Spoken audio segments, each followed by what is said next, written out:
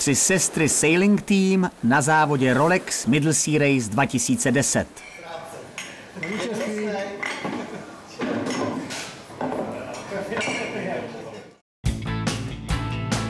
Od roku 1968 se nejlepší jachtaři světa každoročně setkávají na ostrově Malta, aby se zde utkali v již legendárním závodě Rolex Middle Sea Race. Tým Tři sestry na Maltu v roce 2010 odletěl již po třetí. Špičkový český námořní tým neskrýval své ambice. Dvakrát zde Tři sestry dokázali obsadit druhé místo ve skupině velikostně srovnatelných lodí. Předloni to pro ně znamenalo dokonce i druhé místo v absolutním hodnocení. Tým ale od té doby hodně závodil a trénoval a došlo také k řadě vylepšení na regatové lodi Beneteau First 40,7. Kromě nových plachet a dramatických úprav na kýlu a kormidle byla na loď vyrobena nová takeláž, včetně karbonového stěžně z Jižní Afriky. To vše přispělo k řadě mezinárodních úspěchů, jako například 10. místo z mistrovství světa nebo letošní 8. místo z mistrovství Evropy.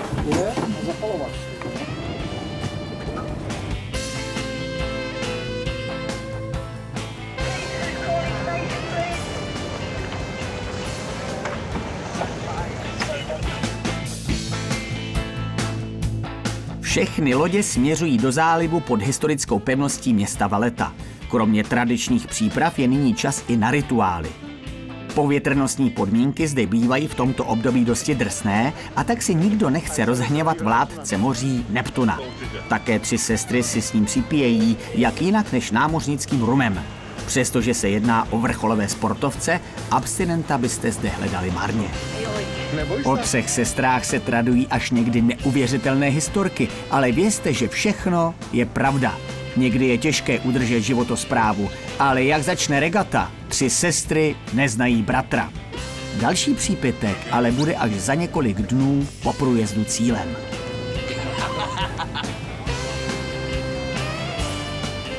Na Maltu se sjeli ty nejlepší lodě z celé planety, včetně lodí, které známe ze závodů kolem světa.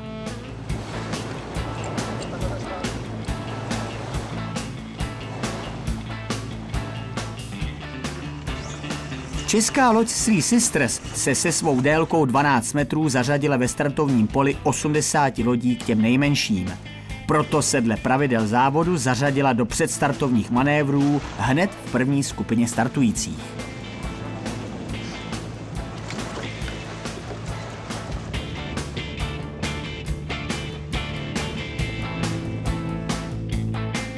Co jachtaře v příštích několika dnech čeká? Z Vallety vyplují lodě podél pobřeží až k první točné boji. Odtud zamíří k Sicílii a Kalábrii, pak do obávané mesinské úžiny plné proudu a vodních vírů. Následuje kurz na sopečný ostrov Stromboli a dále k západnímu pobřeží Sicílie. Odtud opět na volné moře k ostrovům Pantelleria a Lampedusa a konečně zpět do cíle na Maltu.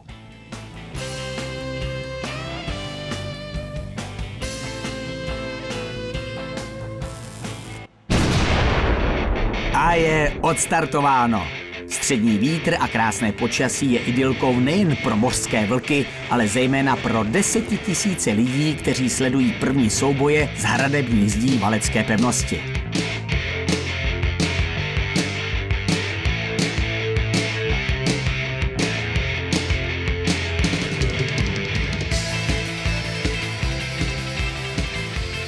Tři sestry využívají zkušeností z okruhových závodů a dostávají se do vedoucí skupiny.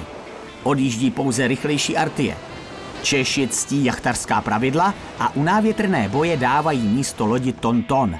Ta následně ztrácí při manévru vytahování velké spinakrové plachty a Tři sestry se posouvají opět na druhé místo. Zezadu však začínají postupně dotírat větší a rychlejší lodě z dalších skupin. Pořadí se až k první otočné boji nemění, ale po výjezdu na otevřené moře se začíná pole postupně promíchávat.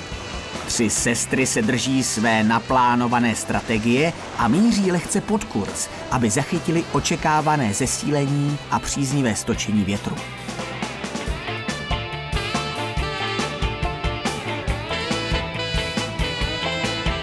A proč se vlastně tým jmenuje Tři sestry? Ano, je to podle nejvýznamnější české punkové kapely. Vždyť jedním z vůdčích osobností jachtařského týmu je právě kapelník této skupiny Tomáš Magor Doležal.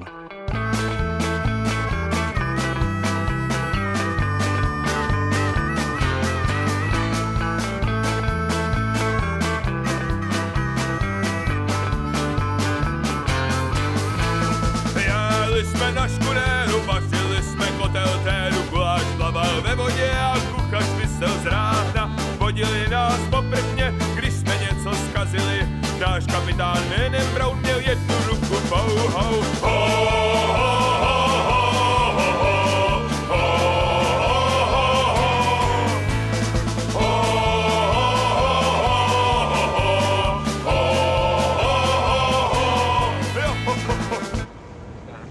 Po 19 hodinách se dostávají na úroveň Sicílie.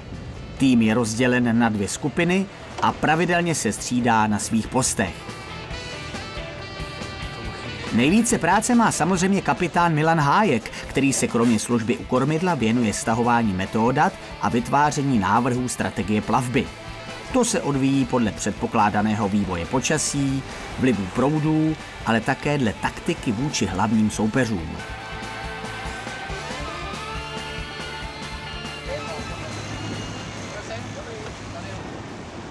Druhý den v podvečer připlouvá loď do Mesinské úžiny mezi Sicílií a Apeninským poloostrovem. Toto místo s hustou lodní dopravou je kritickým bodem závodu. Dá se zde hodně získat, ale také hodně ztratit. V této oblasti jsou silné proudy, které vytváří obrovské vodní víry, proto je leckdy třeba manévrovat až těsně ke břehu. Následuje noční průjezd kolem soptící Stromboli s občasným bezvětřím a dále kolem Liparských ostrovů až k Palermu. Sicílii nakonec posádka opouští za nejzápadnějším výběžkem. To už se počasí přesně dle předpovědi výrazně mění a vítr rychle zesiluje.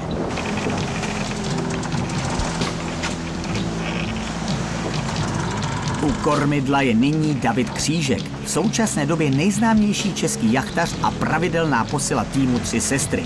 U Pantalérie posádka opět vytahuje spinakr a míří směrem k Lampeduze.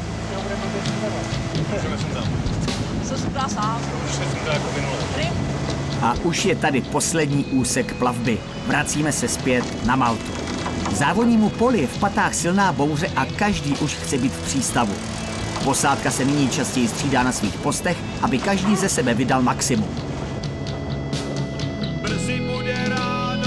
Všichni už z průběžných zpráv totiž vědí, že Tři sestry bojují o vítězství ve své skupině a rozhodovat budou i v takto dlouhém závodě minuty a možná vteřiny. Zlomil nade mnou František z Asisi hůl a potom mi řek jen ty Asisi vůl a dal by svou svatozář. Svítí svatozář na všechny strany, nikdy v její záři nesplete si struny, ani refrén se slovkou. Až straní, bude zase zpátky trávit nad papírem soboty a pátky. Hledat refrén se slovkou, na hlavu nemohou, jsem si svatozář dal a hned hezký... Konečně země na obzoru a bouře naštěstí za zády. Zanedlouho proplouvá loď Three Sisters s průlivem mezi Maltou a ostrovem Gozo. Hladina se sklidňuje, ale vítr sílí dál. Loď letí ve více než 30 uzlovém větru po vlnách rychlostí až 15 uzlů, ale je jen těžko ovladatelná. Nakonec dostává zkušená posádka vše pod kontrolu a míří vstříc pomyslné cílové pásce. Za 4 dny, 7 hodin, 23 minut a 24 vteřin proplouvají Tři sestry cílem před Královským jachtklubem zpět v maltském hlavním městě Valetě. Posádka uplula přes 600 námořních mil, tedy více než 1100 kilometrů. Radost je obrovská. Konečně totiž čeští námořníci vybojovali v Rolex Middle Sea Race vítězství mezi 19 srovnatelnými loděmi ve své skupině a celkové 10. místo v absolutním pořadí. Přistát, rychle zabalit loď, připít si s Neptunem a jde se slavit. Oslavy trvají stejně jako závod 4 dny. ale jachtařský tým Tři sestry si to rozhodně zaslouží. And we come to the first place in ORC Class 4. Three Sisters. Cenou trofej převzal za posádku jednoznačně nejvyšší člen týmu a možná i celé regaty Pavel Saty Saturánský. Ostatními členy úspěšného týmu byli Tomáš Magor Doležal, David Křížek, Milan Hájek, Kateřina Křelinová, Adam Plhoň, Petr Fiala, Jiří Michalčin a Petr Stoklásek.